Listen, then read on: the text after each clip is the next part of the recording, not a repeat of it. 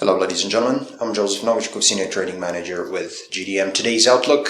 Firstly, we start with markets in Japan, which closed down after a choppy trading session on Wednesday, despite a positive finish in Wall Street overnight. Japan's Nikkei 225 index gave up early gains as much as 1% to finish 218 points, or about 1.36% lower at 15,836. Hong Kong's Hang Seng Index gave up morning gains as well to close down 197 points, or about 1% at 18,924. Japan's economic growth prospects, of course, received a slight boost this morning when government data showed that core machinery orders, which exclude ships and electric power utilities, for December rose about 4.2% on month, and that companies expect orders to accelerate further in January to March quarter.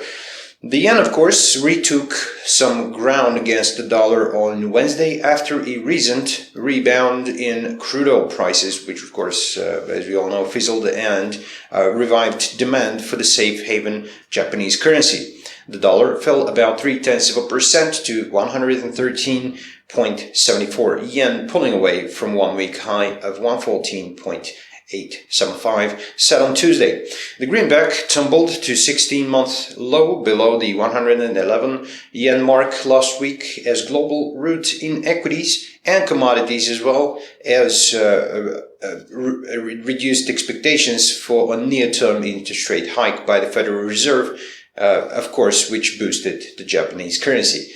In the Eurozone, the shared currency rose about 0.2% to 1.1165. The markets will be looking to U.S. housing and industrial production data at the minutes of the Federal Reserve January policy meeting due later in the day for some more clues. European markets opened higher on Wednesday after a rally on Wall Street overnight, as of course investors look towards the FOMC minutes for its January meeting. The Pan-European Stock 600 index was up around 0.2%.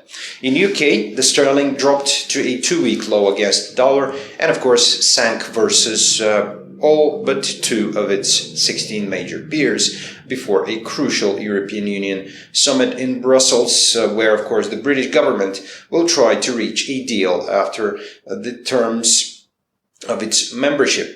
While, of course, the UK is headline inflation rate for January quickened to about 0.3%, that's still a fraction of the Bank of England's 2% target, suggesting officials won't be able to tighten policy for some time. Sterling fell about 1% to 1.4287 after sliding to 1.4277, the lowest since February. Gold in the commodity sector snapped a 3-day losing streak on Wednesday in choppy trade that saw the metal swinging between gains and losses around the key 1200 mark. Of course, the stock market consolidated on recent gains as well. The stock market stabilization after last week's rout, of course, on concerns about the global economy, has reduced investors' interest in gold as a safe haven asset. Gold rose about 0.5% to 1205.56 an ounce in late Asian session after earlier dropping to a session low of 1195.40.